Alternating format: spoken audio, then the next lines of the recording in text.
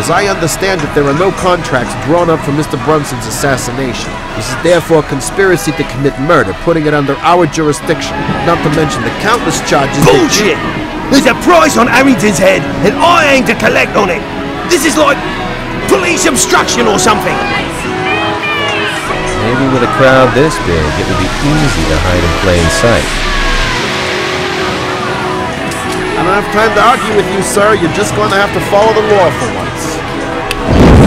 Then there's also something to be said for a little misdirection. So far, so good. I'm not holding my breath. Let me see some identification. I'm sure I have it somewhere. I imagine you know better than to sound an alarm. I should have guessed that when I spent all that time lobbying to legalize assassination, that someone would eventually want to assassinate me. It isn't a registered hit, sir.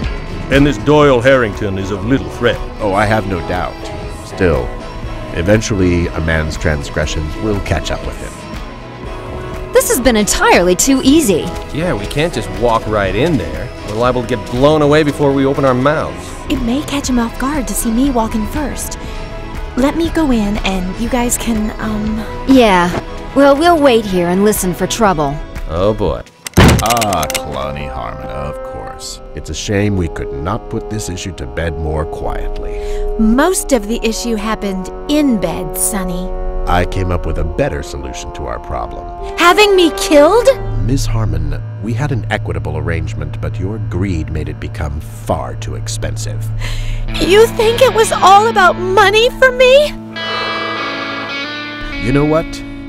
$20 to the man that puts a bullet in her first. We'll write up the paperwork later. I came to rock, I came to get busy. I'm riding shotgun, who's coming with me?